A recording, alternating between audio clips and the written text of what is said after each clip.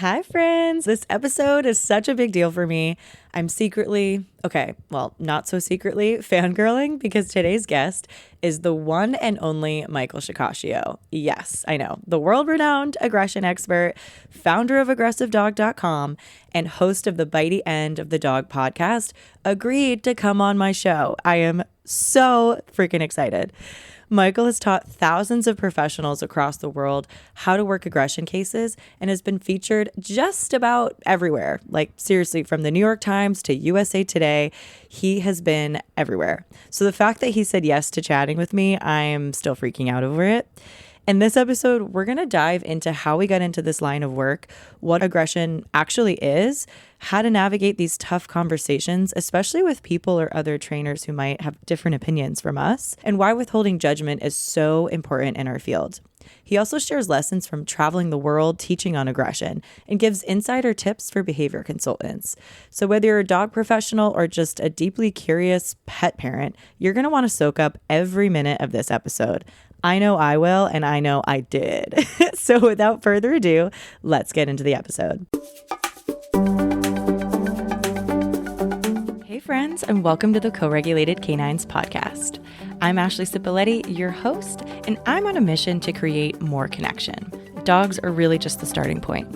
Together, we'll explore how to live with more harmony, ease, and healing so we can show up more as the best version of ourselves, not just for our dogs, but also for our community and our planet too. So grab a coffee and let's dive in.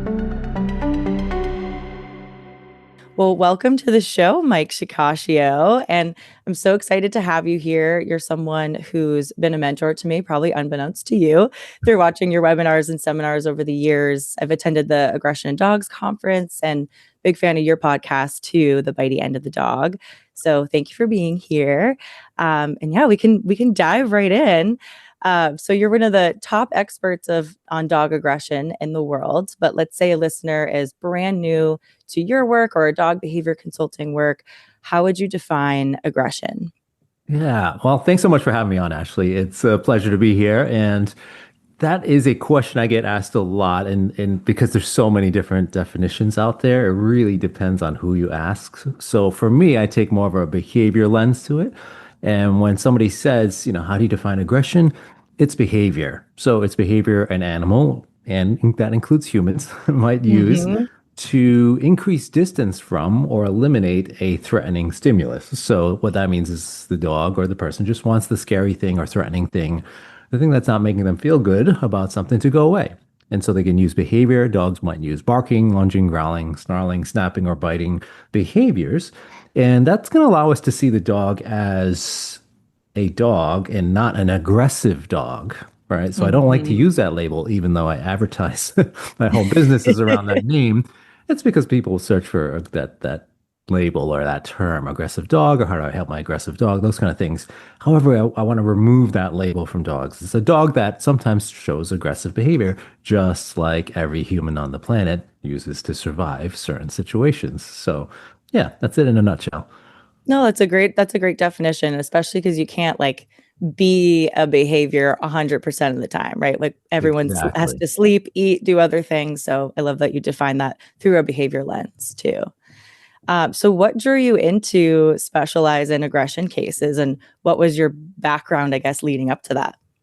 I was doing a lot of rescuing and foster when I was in my late 20s, I guess, early 30s. I'm much older now, and so I found that a lot of the dogs were getting surrendered to rescue or given up on because of behavior issues, and I really started to see just how many dogs were showing aggressive behaviors or what people thought might be aggressive behaviors, and those dogs were being given up on. So as I was doing all this fostering, I had over 100 foster dogs come through my home, Oh, wow. and they start sending you more difficult dogs as time goes along. And I'd have Yeah. like 8 dogs sometimes. My home looked like Alcatraz sometimes because I had so many gates and crates, and because I had kids too, and they were young at the time, so it was a lot of management. But I thought, what better way to try to help these dogs than to help with the behavior issues that are getting them surrendered in the first place? So I took a deep dive into learning about training, and I wasn't looking to do it as a career. I was kind of just looking to do it as just let's help some more dogs. but that grew into a career because I really caught the behavior bug, so to speak. I took a deep dive into learning everything I could about aggression. So I did all the books and the Yahoo groups at the time. You're too young for that to remember what those are. But I and remember the discussion Yahoo group. groups. Yeah. I bet you didn't have a MySpace account though. I did. I was on I was like in No. middle school. That's funny. Um, so yeah, and then one thing led to another. I started taking on clients for basic stuff. Then I started to take on aggression clients, and then one thing led to another, and I found that nobody at the time was teaching a lot about how to work aggression cases. So I was like, well, let me start doing that. And other trainers wanted to get involved, and one thing led to another, and that's how aggressivedog.com got formed. And so that's where I am today. That's super cool. I feel like it's always these synchronicities that work out in the moment, and you look back, you're like, wow, all these little things kind of led me here Oh, today. totally, totally. Did you ever feel like there was a hard time where you had challenging foster dogs that you were trying to navigate, especially with your kids in the same space Oh, and yeah. not having a mentor where you're like, how the heck do I do this? Yeah, you kind of learn on the fly. And it really is one of the best ways to learn at least the mechanical aspects, meaning what you need to do in your home, the management, the safety. Nothing teaches you better than like if you've got dogs that could, go after your own dogs or your kids or cats. I had a couple cats at the time too. And so Hmm. you really learn to manage things. And yeah, there were some, mistakes made. Actually, one of the first times I was bitten, and I wouldn't call it a professional role, but I was bitten as a kid when I was a paper boy, like dozens of times. So I've like been bitten Oh. a lot by dogs in my life, but in a more of a, I guess, not professional, but like fostering capacity. One of the first fights I got was breaking up a dog fight in my home because I was feeding the dogs. Like I was getting the food prepared and I had like three hungry lab mixes, all kind of new to my home, and I did something really stupid. I was like, let me get the food ready while you guys are all jumping up on me trying to get it. And a fight broke out. I tried to break up the fight, sticking my hand in the middle, which you're not supposed to do. And I got bitten. So yeah, there was mistakes like that. That sometimes one of the dogs would go after one of my dogs. So you learn, you learn to from the mistakes you make, and you keep moving forward. So yeah, there were some challenging cases. I think one of the most challenging ones was this dog Miller. He wasn't an aggression case. He was just a really fearful dog, like shut down. It took 3 days just for him to go to the bathroom outside. Like he wouldn't want to go outside. He was just like runs to his crate. So he loved his crate, but he would run to the crate and stay in there and just wouldn't come out. And just really tough case. So fostered him for 7 months, and he came out of his shell a little bit, still a lot of fear, and but finally found a home for him. But the first day, the dog he panicked so much because it was a new environment. He broke through a metal door, like completely just slammed right through it and split the door open and took off. And we never found him again. And that was one of the hardest cases because I still wonder, to this day, where did he go? Where did he end up? What's he up to? And so, yeah, It's the it's. hardest part. I feel like especially working with like Mhm. shelter or foster dogs, I've been Yes. in that space too, and you always wonder like, wonder where they are now, and let alone when you're like, oh, I got them rehabilitated to a huge degree, and then the new home is can be such a setback, especially for those fearful guys. Yeah. Oh yeah, that was a tough one because I remember looking for him. We did a whole search. I had the ground where I lived, the animal control officers setting up traps for me. Like they were all into it, and we just couldn't find him. So who knows? Looking up now, Yeah. he'd be like 30 years old. um, He's yeah, past the rainbow bridge, but he's at yeah, least he's guiding you probably. yeah, yeah. Oh. Well, it's so when you started, I'm assuming too, obviously the dog training industry has evolved quite a bit and Mhm. continues to evolve quite a Yeah. bit. So back then, I feel like everything in that space wasn't like positive reinforcement based. Not that it is now either, but in a lot of the Mhm. books and seminars, it's leaning that direction. So when you first started, were you like trying out different methodologies and then like I'm just curious of what the shift Mhm. was from that to get you to go lean more towards the positive reinforcement Yeah, yeah. based space. You could go. So Dogwise was around back then. So Dogwise is a great company that sells all kinds of books. And at the time, they were around then. And I remember trying to find information about helping dogs with aggression, and there wasn't a lot out there. You could literally go on Dogwise, buy every single book on aggression, and be easily get through them in less than a year. Like you could read everything you could Wow. out there. I joined every single Yahoo group I could. I joined, I tried looking for all kinds of webinars, everything I could do. Like I took a deep dive, and there just wasn't much out there. But a lot of it was, punishment, correction based. And that was what I started with. In fact, one of my first mentors was a military dog trainer. And one of the first things you do is you tie a leash to a fence and you learn how to issue just the perfect leash correction. So it's not too strong, not too soft. Like you practice the mechanics of it.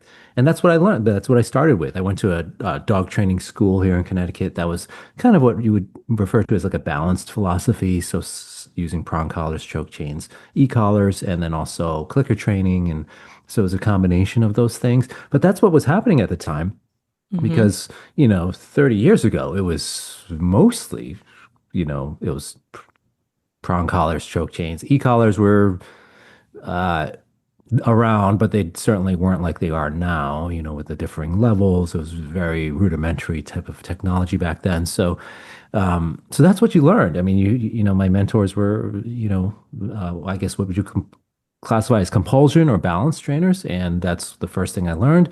But in the Yahoo groups, I started to learn about other methods. And one of my mentors, Barbara Brill, the late Barbara Brill, was she ran AgBay, which was aggressive behaviors, and it took a very much different approach. So I go in there, and I'm like, I'm talking about like Caesar Milan, and she was like had a very direct approach. She would hold things back, but she would also be very diplomatic, right? So she would tell you how it is. And some people would be turned off by how she spoke to you, sort of like a real stern school teacher from like sixth Oh grade. yeah.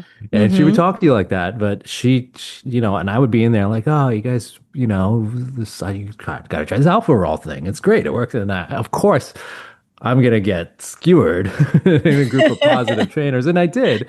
But Barbara was great. She's like, hey, listen, this is what we do here. You don't have to do that. And she's like, here's this book called The Culture Clash. Here's Don't Shoot the Dog, and all these other, there wasn't many books on that at the time. I think it was Patricia McConnell and Jean Donaldson at the time, but that was about it. Ian Dunbar, So I started taking a deep dive into that, and I started to shift. I was like, huh, this is working. This is stuff is actually interesting. And um, yeah, it's interesting. And eventually, I made such a change. Barbara made me one of the administrators, admins of that group, because Oh, I learned so cool. much over a few years' time with that group. There were some other clicker groups on Yahoo and stuff like that. So that's how I started to shift.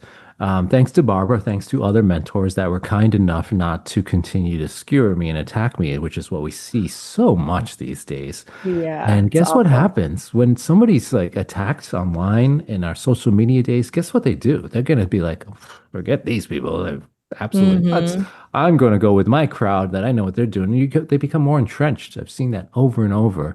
So Mm-hmm. think about me. Like I could have been like, you know what? These people, they're attacking me. I'm going to go back to that group I've been learning about e-collars and the new technologies. And I just kept going with that with the sort of drive and motivation that I had at the time.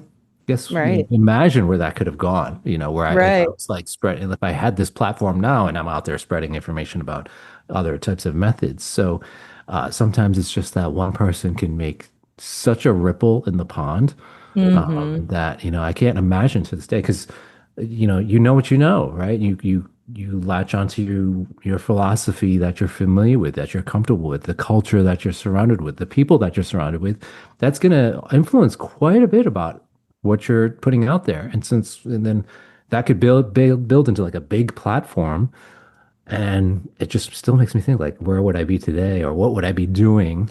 Would I be successful or not? Would I be, so a lot of questions come Yeah. up, but it makes you really think about the paths and what we can do to influence people. So since that 100. day, I promised myself and I promised to Barbara without telling her, but I told myself, I am going to do exactly what Barbara did for me. She was non-judgmental. She was stern.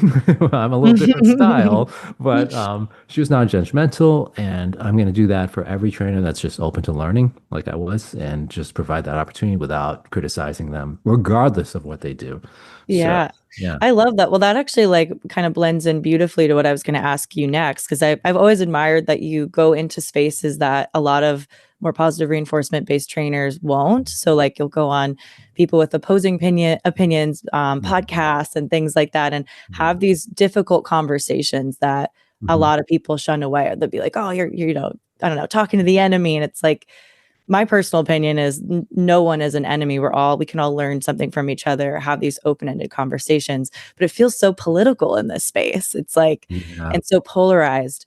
So I guess like now I know what's fueled your motivation to do that. It sounds like your past experiences, how you were treated by someone else, and how I guess I don't know, inspirational that was to you. But can you tell us more about like the challenges that you've faced in that? Because I'm sure you've gotten scrutinized by probably even a lot of positive reinforcement trainers, and what's anchored you in those moments to keep going. Yeah, um it's difficult at times. You know, it's something I see new trainers coming into this space experiencing. I see people trying to navigate, you know, which side am I on? Which side should I go to? Which tools should I use? What can I talk about without getting, you know, criticized? So it's difficult at times. It's something you have to learn. It's like that resiliency towards punishment from other Mm-hmm. trainers and your what you would consider your peers or colleagues.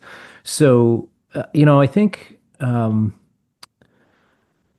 it takes time. I think it takes an understanding that it's going to happen. And I tell every trainer that, you know, wants to learn more about what I do, or and it's not just the training space, they want to do more webinars or speaking engagements or whatever.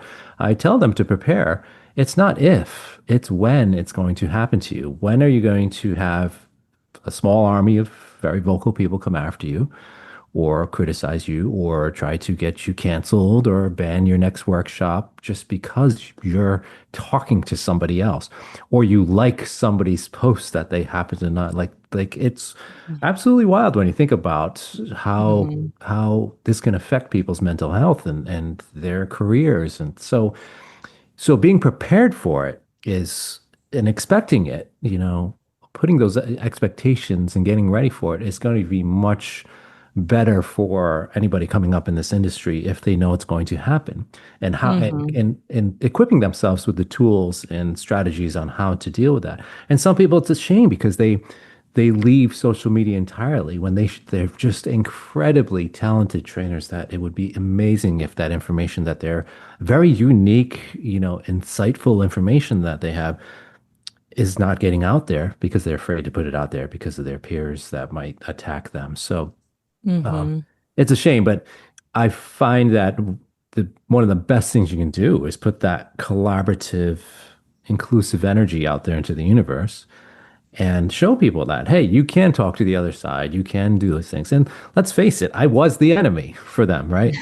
You know, Yeah. if they talked to me 20 years ago, I would be their target. You know, I'd be the person that's using certain tools they don't agree with, or philosophy they don't agree with. I was that. And then suddenly I'm on their side, right? And well, Mm-hmm. not suddenly, but over time, you know, I'm become like sort of like known as somebody that does, you know, doesn't use aversives in training. And it's interesting that, you know, I'm on their team, but then if I talk to the other team, it becomes a Yeah. problem. So, and that's a big issue because that doesn't allow for change to happen.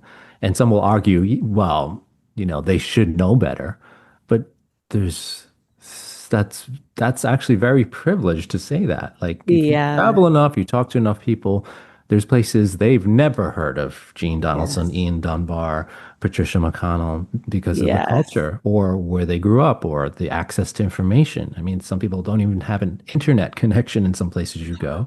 1000%. It's like, Yeah. and using positive reinforcement, I've felt this way from my travels, is a Mhm. privilege. And I don't know if everyone's necessarily like ready for that conversation either, or at least Mhm. in how we would stereotypically look at it, of like using Yeah. treats. Yes, you can find ways to use it without it, but even having access to that information is a Yes. privilege.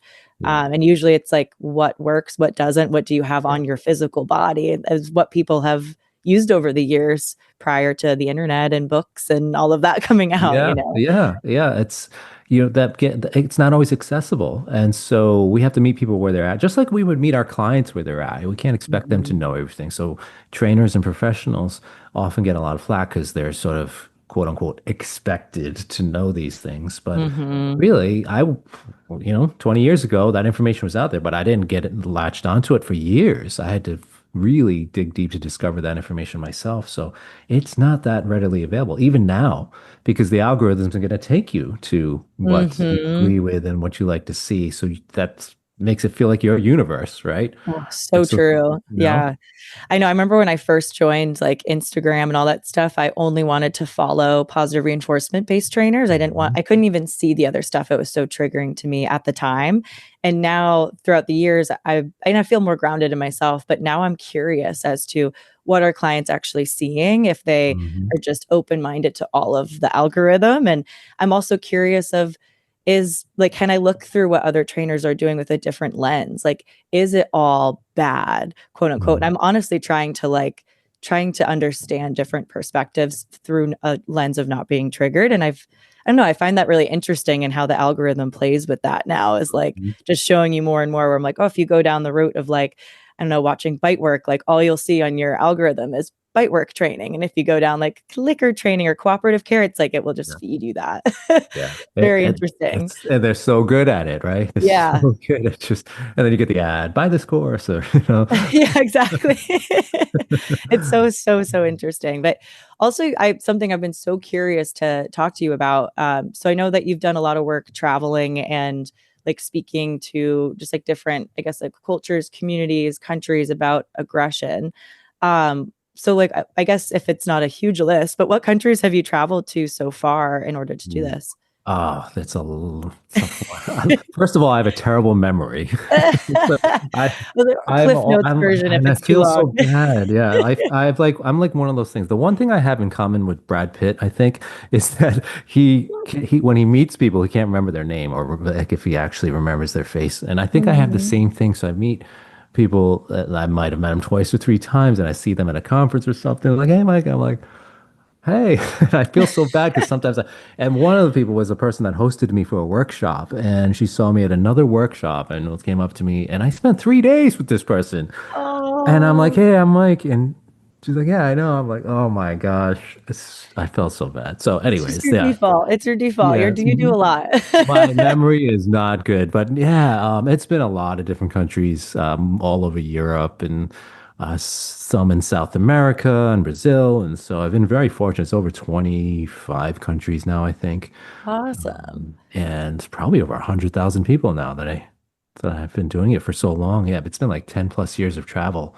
So Wow. I think the most interesting are the cultures that where there's a lot of street dog life or the culture of dogs is much different than the US. I Mhm. find it interesting in how I have to shift what I talk about because some things make no sense. You know, you could talk about crates and they're not legal in some countries. You could talk about Mm. e-collars, they're not legal in some places. Spray shield, if I'm talking about defensive handling and safety, that's not available. And so it's really, it's been such an experience though. I'm so fortunate because I feel like now I have this really, fortunate perspective of having seen so many different trainers and so many approaches. Things like people peeing on the dog's toys and that actually being like Wow. serious advice and a question from one of the attendees. Oh, wow. And all kinds of really interesting things. Severe, the differences between dog attacks or dog bites. Some countries are like somebody will like lose an arm. They're like, oh yeah, you know, just another day at work. And then some places, if the dog like even spits on them, they're like, oh my gosh, this is the end of the world. So even the Wow. perspective around dog aggression and dog bites changes depending on where you are. So yeah, That's it's been fascinating. fascinating. It's fascinating. And I keep saying I want to do it, but I want to do a Anthony Bourdain style show where you travel and you just Yeah. interview people about the dogs, not just training, but how dogs are treated and viewed and how street dogs are viewed. And I think that would be fascinating because it would Yeah. help the folks in the US really recognize, hey, Oh, that this is 100%. not how it is for most dogs in the world. In fact, Yeah. how dogs live in the US is the vast minority of how Mm. dogs are in the world. So Yeah. Well, if you ever need a buddy for that, I volunteer as tribute. And and I'd also love though for you to like elaborate even more on that too. I know this, but I feel like some dog trainers might, but dog owners I feel like might not in the US understand what you mean by dogs, how we know them as the minority in the Mhm. world. If you could elaborate a little bit more on that. Yeah, so actually the vast majority of dogs on the planet do not live in a home. So if you say, I forget which the actual rough estimate, billion or so dogs, could are most of them don't live in anybody's home. They're free roaming or street dogs, or they come and go during the day. Maybe they pick a person, but then they go sleep on their porch or in the shopkeeper's like front foyer, or they're used for working or like livestock guardian dogs, things like that. So the vast majority of dogs are not living in an apartment in New York City or being pushed around in a stroller in Tokyo. And that's what we're forgetting often is that as humans, we've selected for certain things with dogs, certain behaviors, certain traits, certain jobs that we would like them to do, tasks. And if we don't recognize that, we're putting dogs, and that's really one of the main causes for so many behavior issues in places like the US or Australia or the UK, is we've taken dogs that for hundreds of years, thousands in some cases, have done certain things and lived certain ways, and now we expect them to live in this very modernized society where there's expectations and rules and restrictions, and the dogs are just they're not being put into their real natural environment. We're expecting them to adapt to ours. So, big cities in the US are a perfect example. And the US is a big country, of course. So you have rural areas where the dogs are living much more free lives. They go out and can roam, come back, that kind of thing. But many of our big cities, there's so many restrictions. Always on a leash. Can't poop here. Can't go there. Can't go in that restaurant. Can't do this. Can't do that. And Mhm. poor dogs live this very limited life, which it doesn't meet their needs a lot of times. So that's a big difference. And when you travel, guess what? If you go to a place where there's lots of street dogs, you don't see the behavior issues. The only most of the time, the dogs that you hear barking are somebody's little dog on a leash that they've Mhm. been taken out for a walk, and all the street dogs are looking at the dog like, "What's your problem? Like, relax, like, chill out. There's no need to bark. We're just sleeping here, and everybody's just walking around us. Nobody's trying to pet us." It's like it's so different when you see that, but then you actually see how most dogs really live, and they're living really happy lives. We think Mhm. happiness is that Louis Vuitton, attachment Yeah. or leash or whatever, the fancy foods, it's not that there's anything wrong with those things. It's just that, we have to think about what's going to make the dog happy, having a Louis Right. Vuitton leash, or is it going to go sniff some animal poop somewhere? Right. I know. Yeah. So many people don't ever let their dog sniff poop. I'm like, this, they love it. Yeah. Yeah, as long as they're not eating it, I get that. We Yeah. don't want them scarfing up those little nuggets on the Totally. walk. But Yeah. yeah, it's just we don't allow dogs to be dogs enough in our modern society.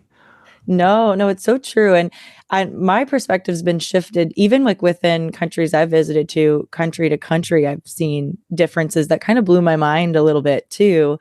One of them being, I don't know if you've been to like Namibia. Have you ever been to Africa in general No, or no, no? it's on my list for sure, though. I feel like you would get a kick out of it because there's the whole like livestock guardian dog, like, and then there are some dogs that aren't that breed type that just do those behaviors similar to a livestock guardian dog. And I was like, this is fascinating. And they're like tenacious and they love it and they're going for it. I'm like, and this is just a little mystery mutt that's just taken on very similar behaviors as a livestock guardian dog. I was like, this is fascinating. If that's one place on your tour, definitely go to Namibia Yeah. and look into that. So fascinating. But well, I guess another question that I don't know if you've come across this in the work that you've done internationally, but like have you ever had people with like conflict, let's say with the free roaming dogs and the people living in the community, let's say their chickens could be a common one. Yeah. And if so, what do you suggest that people do to help mitigate that issue if they're not their own dogs? They're probably not like training them, so to speak, but the chickens are dying, right, from maybe Mhm. dogs hunting them.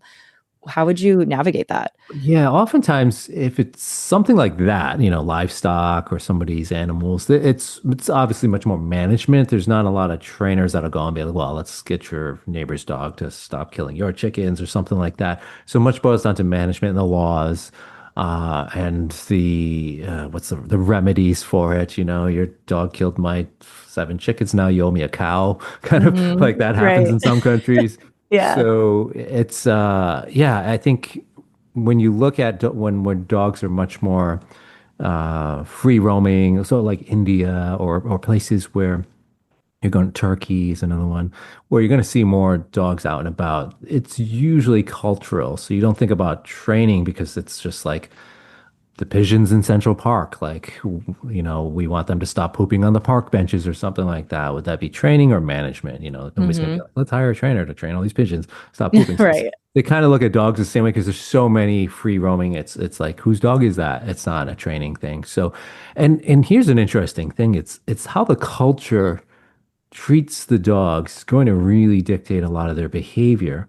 So in cultures where dogs are sort of looked down on or they're nuisances, people might throw rocks at the dogs and things like that. And there's neighboring countries. A lot of times these dogs are rescued from those more impoverished environments. The dogs will show you that they've been exposed to this kind of environment. So you could toss a treat at a dog from, say, Saudi Arabia, and that dog's gonna be like, "Are you throwing a rock at me?" And they'll run Hmm. away from you when you toss a treat at them. It's little things like that you kind of have to think of if you are doing any kind of training. What was that dog's experience in their former environment? And we're seeing more and more of that these days with dogs being rescued from other countries, brought back to the US, or, you know, which I find is questionable because sometimes Hmm. we're rescuing dogs from environments where they're actually living a much happier, enriched life with better welfare, even though our human brains living in these nice high risers want to say, this dog's scruffy coat, look at it starving. No, it's not. It's living a good life, Hmm. but we want to take it off the streets and put it in an apartment somewhere. So, yeah, the culture is going to really impacts the behavior of the dogs, and I've seen that a lot as well. Some cultures, the dogs are just left alone. The kids grow up learning you don't have to run up to every single dog that's laying down and pet it. You don't have to rescue every dog. You don't have to like say, "Oh my gosh, there's a dog just laying here. Poor thing. We got to rescue it." The people like literally walk around or even step over the dogs because the culture is so good at we don't have to pet this street dog that's laying in the middle of the sidewalk. Let's just leave it alone. Hmm. The dog, you leave you alone, and life goes on as normal, just like pigeons and stuff Yeah. like that. Right? You don't have to like people aren't like, I gotta pet that pigeon right now. Can I pet that pigeon? Imagine. Um, so it's yeah, so it's fascinating. The environment, as we know, dictates behavior, and the culture is going to dictate behavior. And as trainers and consultants, or if any of the listeners that are pet guardians that might be adopting a dog from a certain environment, it's helpful, really helpful to know where that dog's previous experiences were, what it was like there, what the society does, and because that'll help you help your dog. Hmm.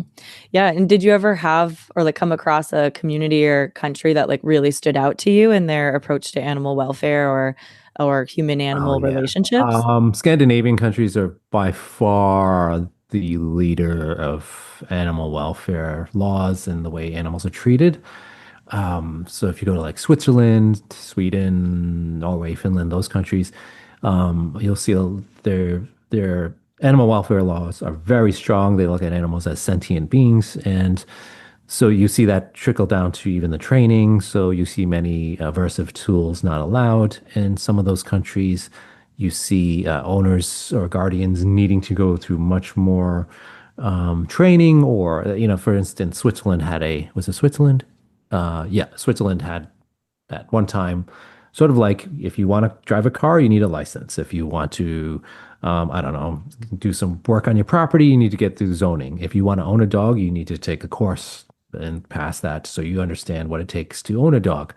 I wish we had the same in the US, but we That would don't. be huge. Like, yeah, it's like when you get your license to drive a car, there should be Yeah. like a thing for like how to care for this animal, no matter whatever Mhm. animal you're bringing in. You should know how to like keep it alive and healthy and thriving and Yeah. yeah, know what you're signing Yeah. up for. Yeah. Yeah, and at least the basics, first Yeah. aid, behavior, like just the basics. But you see such a difference there. So the when I was talking about aggression cases, I did a workshop there last year, and I started showing some of the videos that I typically show, like in the US. It's it's like they're watching a horror movie for the first time. Like it is Oh, because they don't have that level of aggression there. And there's the shelters, there's like maybe a dog or two at a time that stays there for a day or two at a time. That's it, because wow. they take care of their animals there. There's no owner. There's the number of owner surrenders is much less. So yeah, it's and I think that we often focus on what's going to change the training. How are we going to change the industry? My answer to that is it's not the arguments between trainers. It's focus on the animal welfare laws, and everything else will take hold and follow Hmm. suit. Because if you look at the countries with the strongest animal welfare laws, you see the dogs and all animals being treated, in my opinion, the best. And if you look at countries where there are no animal welfare laws and there's very poor treatment of animals, you're going to see the training, if there is any, follow suit. So, Hmm. yeah, that's what stands out to me about the travel. Besides the Yeah. street dogs, that's my favorite thing, street dogs. Yeah, I Yeah. agree with you on that. I find street dogs so fascinating. Yeah, too. So anytime I travel, I just geek out watching them. I'm Yeah. like, it's sit there. It's like TV for me. So I get so pivoting into more like behavior consulting work. Mhm. So I when you were working with clients like more directly, what was I guess like some of the hardest emotional hurdles that you saw dog guardians face when Mm. they shared their lives with dogs that had Wow, aggression? that's such a great question. I think, I was just talking to a friend of mine, Carm after Heidi, who's a background like you. So it's human background, helping humans, and then shifts to helping dogs. And Carm is amazing at crucial conversations and navigating those kind of difficult decisions in these cases. So uh, and that's the hard part of working aggression cases. I tell new trainers all the time, if you want to work aggression cases, it can be extremely rewarding. You're helping the dogs stay with their family, but you have to be completely comfortable working with people. So if you got out of your past job because you hated people, you don't do aggression cases because you're going to burn out really quickly. Because there's a Hmm. lot of emotions involved. You have people that their dog might have bitten somebody they love, or they're worried about their homeowner's insurance now. They're worried about what's going to happen with the dog, or the dog's bitten them. And so Hmm. there's a lot of emotions involved because let's face it, there's a lot of stigma around dog bites in our society.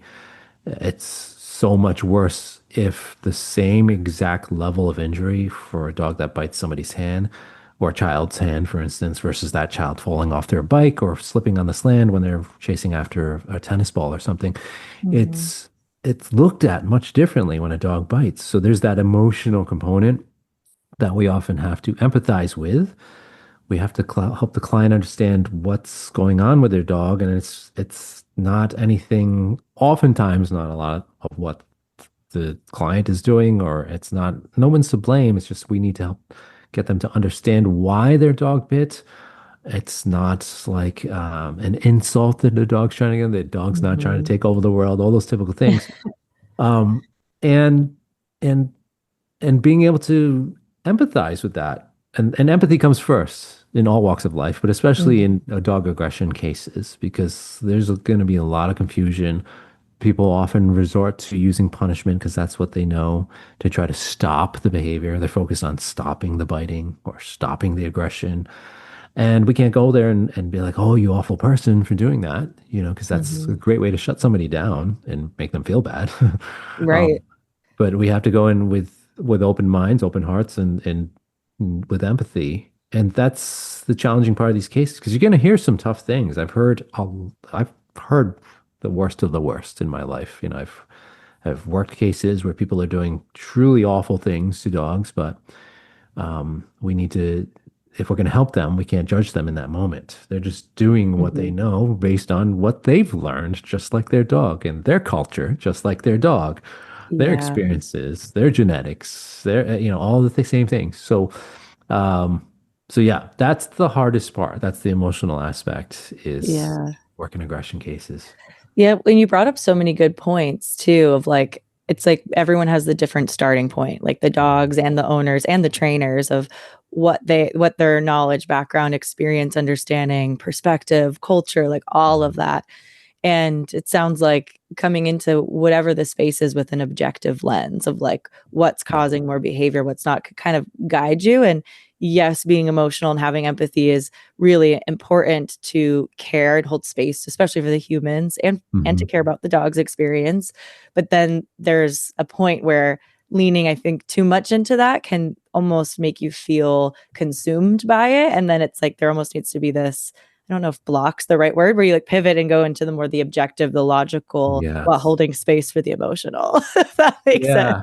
You know what's interesting? I'd love to hear your thoughts too, is the role of the behavior consultant, right? In because a lot of us get into us saying, "Oh, I don't want to be a therapist," or "We shouldn't be a therapist," right? We Right. have to draw that professional boundary. It's like we're not Mhm. veterinarians, so we can't give medical advice or prescribe meds Mhm. or talk about meds like that. Same thing with human therapy. When it starts Mhm. to bleed into that, or starts to get into that gray area of like, you might have a couple fighting in front of you, or you have somebody really sharing their emotions with you. Uh, I think that our industry has sort of said, okay, we need to separate that. You're not there to be the therapist. You're there to give a behavior plan for the dog. Mhm. However, I think there needs to be more discussion around what type of training do we need as behavior consultants or trainers getting into this kind of work that's going to allow us to navigate those human conversations without Mhm. being therapists. However, we need to recognize when somebody's sharing information that could be incredibly impactful to their life, not only with their dog, but just, in general. So, um, yeah, what are your thoughts on that? Yeah. Well, I think even having skills conversationally of Mhm. validating experiences, especially when you have couples that are having a conflict over the dog, I feel like that's very Mhm. common of validating both experiences and saying they can both be true and coming at it from a lens of curiosity and asking questions. And sometimes there's, I guess maybe like a class or courses or something like that to help trainers through those Mhm. moments because I think you can guide the conversation as the behavior consultant or trainer, and still help everyone feel seen and heard in that moment and recognize your own limitations and speak them and say, like if I, see something with a dog where I'm like, okay, maybe they have a medical issue. I'm like, hey, I'm not a vet. I can't diagnose. However, the way they're walking indicates to me that there could be some discomfort in their gait. Like, you can you can word things out saying, I'm not diagnosing your dog has I don't know, torn ACL, but I can say Yeah. through their gait, that you can see these things similarly with the people of noticing, like, okay, I'm hearing that so and so is uncomfortable with this because they don't feel safe. Is that true? And then Mhm. kind of doing the same on the other person. Well, they're feeling like they don't have the bandwidth for this. So it sounds to me like we need to come up with something that makes you feel safe, that they have the bandwidth to do, and kind of coming up with these solutions that help, I guess, meet the needs of all the learners in the space. So Yeah. it is kind of like you're taking your dog trainer brain to it, but the language that we use is important, and that it can either fuel people to shut down or open up Mhm. and feel safe with you. Yeah. And Yeah. sometimes I'm like, is that a skill that can be taught? I think so. And I think there's probably natural finesse in it too, Yeah. similar with training.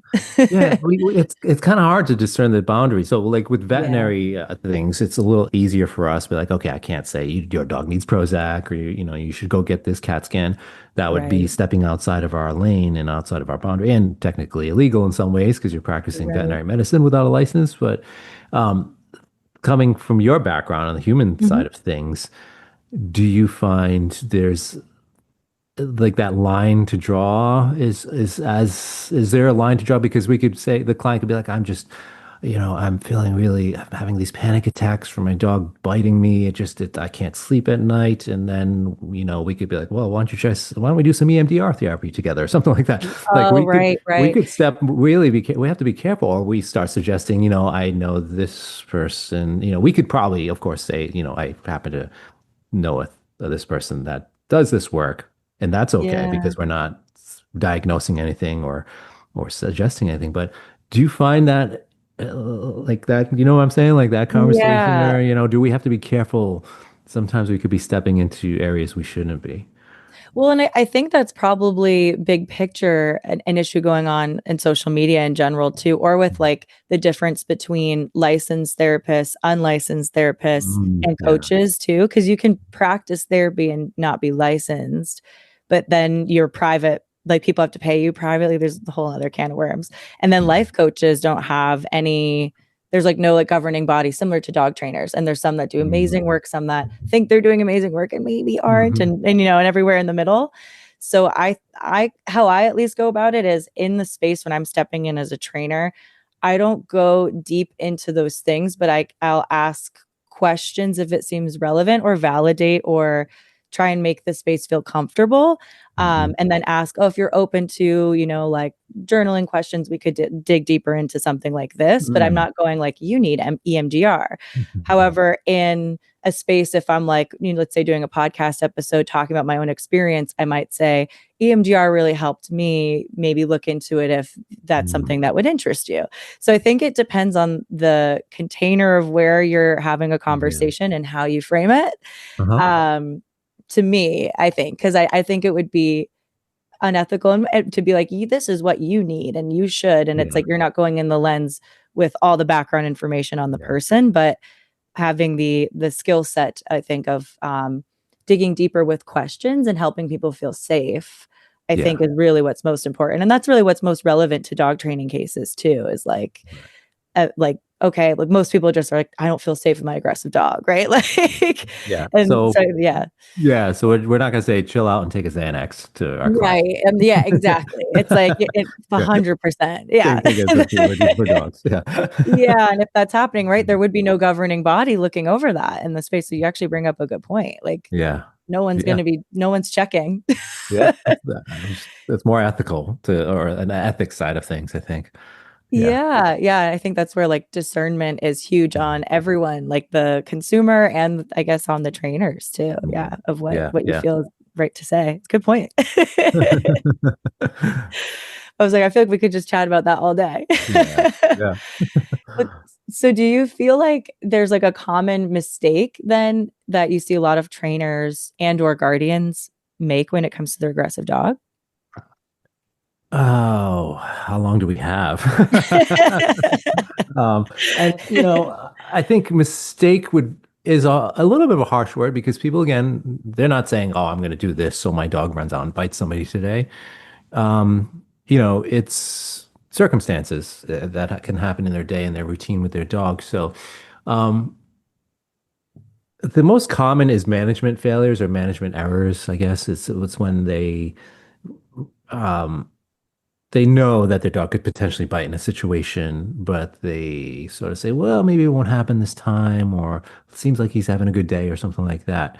So that's one of the most common, and let's face it, in most cases, it is some sort of management issue. The dog breaks out through the front door, or somebody leaves the gate open, or the dog's on leash barking, and the client brings the dog closer to another dog or something like that. So um, that's probably number one. And number two is waiting too long. So it's sort of, like with people with their vehicle maintenance, it's not an emergency until something breaks, right? Hmm. So they're not going to go and rotate their tires all the time. They might not change their oil in time, and so they wait until it's an emergency. And usually as trainers and consultants, we are often seeing it after it's gotten to a certain a difficulty or extreme, type of case. So if you're listening in, if you're having issues, seek the professional guidance before it results in a bite or more bites happen, because if not, we often see these things. Again, that's when the clients contact us. So Hmm. yeah, that's probably number two, and maybe number three would be um, resorting to punishment to address aggression, because I will be the first to say, punishment works. I mean, we're not talking about it as it doesn't work. Of course, it works. The issue is that in aggression cases, we want to really avoid creating more negative associations for the dog. And so the most common example I see where punishment is so detrimental is when dogs are in pain. And Yeah. there's a case I talk about all the time. It's this retired racing greyhound. Right there, when you hear that as Yeah. a trainer or consultant, like retired racing greyhound, immediately your mind should be going to pain. Is it pain? Vet checks? Do we need to get the vet check done? And of course, what do you think this dog's issue was? It was the dog was growling and attempting to bite when it was laying down on a dog bed or somebody walked by while it was just resting. Such a classic case of this dog's in pain. Most dogs that are laying down and you go near their dog bed or you try to pet them while they're laying down, it's some pain issue because they just don't want to be touched, just like people. If we're Hmm. trying to rest and heal from our pain. Um, so that poor dog was, had a couple trainers work with it and they resorted to punishment. Oh, your dog's being dominant. They're just trying to claim the dog bed. So you must go over there and pull the dog off the bed by the collar and alpha roll or pin the dog and all these awful things. And you can only imagine how that can make things worse. Now, Hmm. you might have some false impressions where it looks like it's working because the dog's like, you're just suppressing the behavior, and the dog's like, okay, fine, I won't growl, but I'm still in pain, and you're doing this stuff to me, and I'm just going Hmm. to try to avoid more pain for now. But if you keep doing it, I'm gonna tell you one day I've had enough, and that's what happened in the Greyhound case when the dog actually bit somebody. Um, Actually, there's so many cases like that. And there was another Yeah. case I had too. Another trainer worked. The poor dog had cervical issues, C1, C2 area, rear end issues. I mean, you could see it. This dog moved like an ottoman. Like, you know what I Oh, mean? poor thing. It was Yeah. barely moving. It's like, like walking on stilts kind of. So you could obviously see gait issues, but nobody noticed it. The Guardian, who I love, the Guardian was amazing, but the Guardian, the trainer, the veterinarian, nobody noticed to do like any kind of more diagnostic work. And the X-ray showed clear disc issues, but the trainer, the first one that got bitten, had put a choke chain on the dog, or maybe it was like a limited slip lead or something around the dog's neck, and he's doing collar Mhm. corrections around this poor dog's neck for growling, and the Mhm. dog's like saying, "I'm in pain." So, of course, the dog's first bite victim was the trainer, and so that's really why. I mean, we want to avoid punishment in general with dogs, but and people. But of course, it looks like it works at times. And so Mhm. that's the third probably most common issue that I'm seeing that guardians can make. So Mhm. when in doubt, always look for pain, underlying medical issues, because so many cases there's some underlying pain. And if you solve the pain or work on the pain, and the dog feels more comfortable, the aggression is going to go away. There's no need to actually do much training, right? You might just do Right. some management, help the dog feel better in certain associations, but a lot of times it's addressing that root cause. It's so. Yeah. Well, and I think too, like, I feel like I see the root cause in my eyes, or I'm curious to it. Early of like, okay, like you kind of see trends when you work with a lot of dogs, like they feel flat sometimes is a sign that I see if the dog is maybe there's some underlying pain. I don't know how any other word that describes it well, but like kind of flat Mhm. and it's something that is hard to get that diagnosis, I think, because dogs obviously like hide it well at the vet and things like Mhm. that too. I don't know if we have the best way of figuring this out in people, even, and dogs can't advocate for themselves. So I guess at what point, if owners, let's say they've extended all their financial resources, Mhm. um, at what point do you feel like we can help them, or like where's the line? Or do you come across many clients that way where you're like, oh, there's not so much we can do because we can't figure out the root cause, even though we've tried and gone through all of our resources? Are you talking about more from a medical lens or just in general, like the root cause? I get yeah, like I guess like in general, if you're like if you suspect that there's something underlying contributing to aggression and Mhm. the owners have limited financial resources, how do you navigate those situations? That can be difficult. Sometimes there's resources available in the community for, lower cost veterinary care. So sometimes you can leverage those resources. You might decide to lower your fees. You might do, and for the professionals listening in, you want to balance this. You don't want to unless you have the financial means to do so. But you have to be careful how much pro bono and lower cost services you offer because you do have to make a living and you also don't want to devalue yourself. So just a quick side note on that. However, you Mhm. can accommodate, and I've done lots of pro bono stuff where somebody's I can waive my fee if they want to take the dog to the vet, if they can. And by the way, trainers and pros listening in, again, this is our job, is to find veterinary professionals uh, we know are going to do the diagnostics that are going to look for, the causes for the behavior issues. So, and that's our job. It's just like if we go to our doctor and we're like, "Hey doc, I've got this knee issue," and the doc's like, "You need to see an orthopedic." I'm your general family medicine doctor, but you need to see an orthopedic. And you're like, "Who do you recommend?" And the doc's like, "I don't know."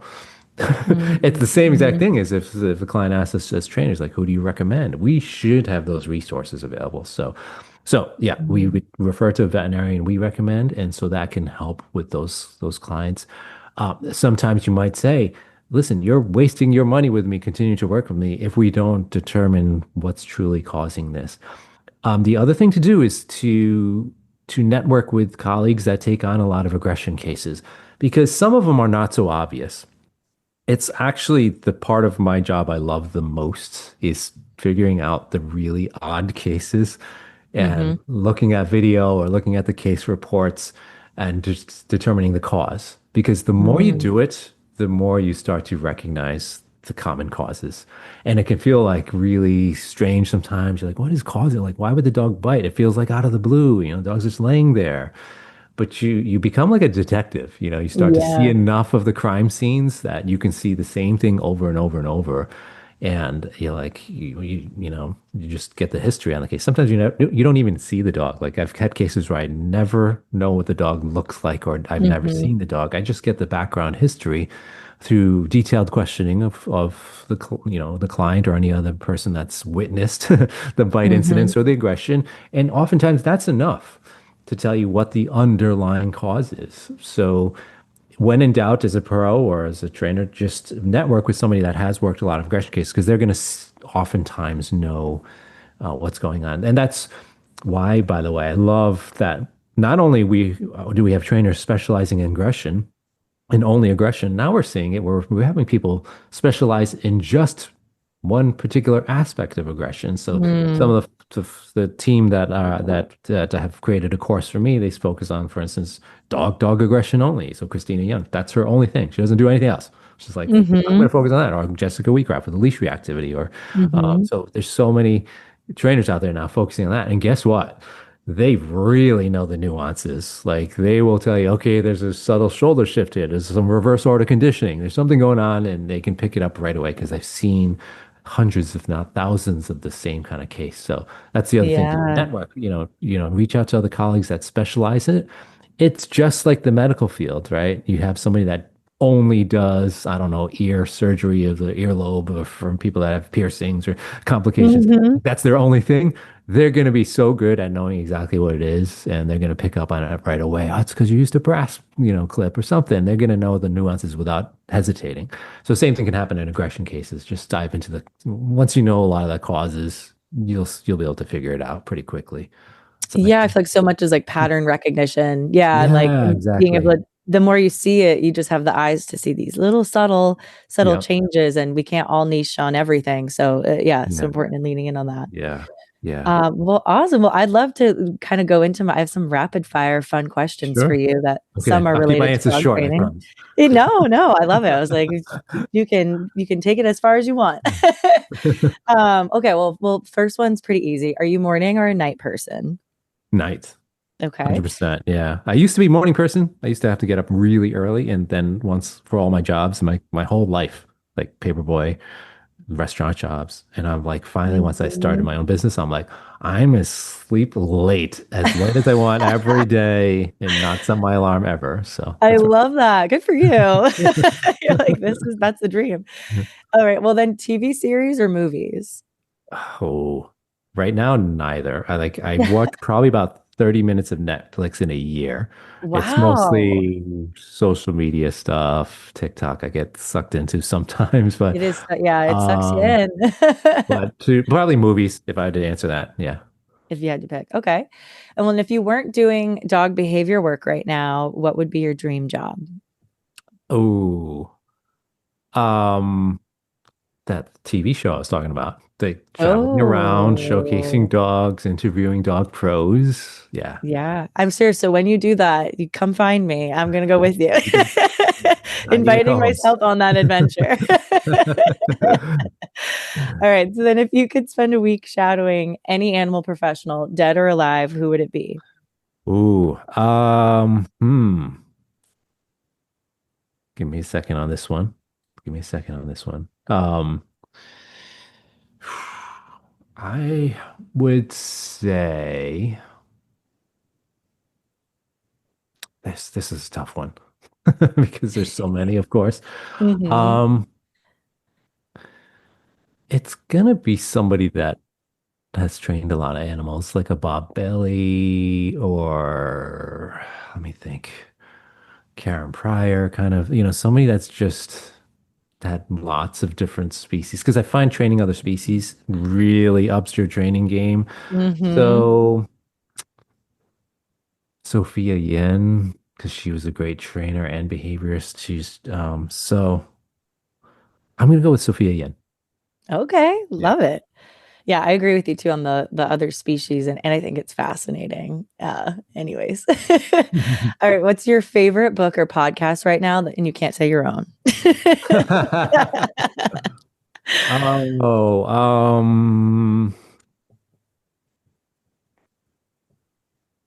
totally outside the box with this guy, Judd Lin. I want to say his name right, Linenhart. He has nothing to do with dogs. He has a dog, but he's more of a he's like workouts and personal training. Like he's in that space. Like Oh, fun. and Are you into that space too? Like yeah, the I like try to yeah. stay healthy and work out. And but he's an ex-military guy, so you think kind of more on that like, more gruff style, but he's actually very empathetic and uh, moderate in his beliefs and just an open, like kind of person. And he doesn't have that appearance of it, though. You'd think, oh, this guy Hmm. like some macho kind of dude, but Yeah. he's got a great podcast to listen to, and he interviews guests that are all have like really interesting survival stories or have taken interesting paths in life. The one of his guests was Gabby Reese, the volleyball player from like the 80s, 90s, Ooh. and just an amazing story, like what she's been through in life. And so, yeah, it's a lot of life stories and not just about workouts and stuff. Ooh, I'll have to check that out because I'm like, we love healthy masculinity and I play Mhm. volleyball, so sold. There you go. All right. And then what's one thing you think trainers overcomplicate that could be made way simpler? Um, Pulling in all of the hot topics of the day and trying to integrate them all the time, right? We hear a Elaborate. lot of different hot topics. We hear a lot of things being pulled in from different industries, but they're new and they haven't been time tested. We hear a lot about consent-based training or trauma-informed type of approaches, which I absolutely love that is being discussed and brought into our industry. But I find that sometimes people are taking it and running it with it as almost their sole focus and integrating it very heavily into their practice. Again, not a bad thing, but it's we don't want to skip and forget about the basics, right? Going back to the Hmm. basics and Like your foundational training basics, you mean? foundational training basics, just understanding though of behavior science and what has been time tested for decades and sometimes even longer, depending on which concept. So get back to the basics. Don't forget about genetics, ethology, behavior science, operant, classical conditioning, all those things, the basic foundational stuff. And then layer in some of the newer things we're talking about, some of the Hmm. neuroscience and things, the biomes, whatever it is that we want to talk about, we can get into, but just it shouldn't be the core way of approaching behavior change and forgetting all the other stuff because it feels old. Some of the Hmm. stuff is time tested and still should be Hmm. your foundation, but we'll layer in the other stuff too. Yeah, no, I feel like the foundations, it's one of those things that I think humbles me. That like I'm like I'll be like, oh, I got this solid. And then there's always things where like I could do that better. I could do that better. And like I think you could Yeah. do it the foundations better for life. Like there's always little things Yeah. and it's humbling even when you videotape yourself, like, oh, I missed that there. Or like you can always improve on the Yeah. basics better. Yeah. Absolutely. Love that. Okay. And then my last question for you. Would you rather share your home with an active dog or a couch potato? Oh, now that I'm getting to be more of a couch potato myself, couch potato. Shout out to St. Pierre, who has Old Dogs Go to Helen, the hospice sort of rescue for older senior dogs. I could totally see myself doing that, and, if not now, soon, because I love older dogs and they're just chill and they just want to live out their last days or years Mhm. in comfort. So it's amazing. I don't know if you've heard of Helen, but she's got an incredible rescue up in New Hampshire, and it's just she takes in senior dogs and gives them their last, the best last part of their life. So Oh, yeah, so I think active dogs. Not so much anymore. I used to. I used to foster yeah. labs. I had labs, so I had the active dogs, Dobermans and things. So, but now, Yeah. yeah, we'll be I'm more chill. similar. Yeah, I'm like I'm an active person, but I don't want to be forced into activity on my dog's timeline. So no Malinois or Border Collies in your house right now. No, I purposely am like a dog 3+ that, is pretty chill from a foster and we can confirm. That's my type. All right. Well, this conversation's been incredible. Thank you again so much for sharing your experience, your stories from around the world, and your insight into your work with aggressive behavior in dogs. I feel like listeners are going to walk away with fresh perspective and, yeah, and an open mind, which I think is our end goal. And before we go, could you let folks know where they can find you online and how they can learn more or work with you as well?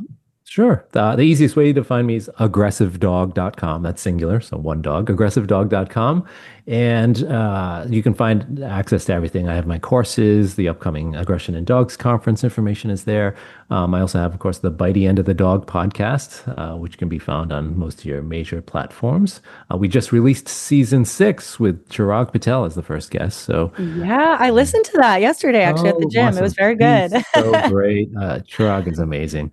Yeah, he is. So yeah, so everything can be found there if you, and I'm on social media too under my name, Michael Shikashio, on Instagram, Facebook. I use TikTok, but I haven't posted there in a long time. So Awesome. Well, I'll make sure to link all that in the show notes so people can explore all your resources and programs. But yeah, and then I guess like for those of you listening, if you enjoyed this episode, it'd mean the world if you shared it with a friend, left a review, and tagged us on Instagram with your biggest takeaway. And thank you again, Mike, for joining us. Thanks for hanging out with me on the Co-Regulated Canines podcast. If you love this episode, it would mean the world to me if you subscribed, left a review, and shared with a friend. Your support helps more people and their dogs find a little more ease and connection in their lives. Want to dive deeper? Follow me on Instagram at Co-Regulated Canines. That's CO_regulated, the letter K, the number 9, S, or head to www.coregulatedcanines.com for more resources. Until next time, take care of yourself, take care of your pup, and keep building those connections.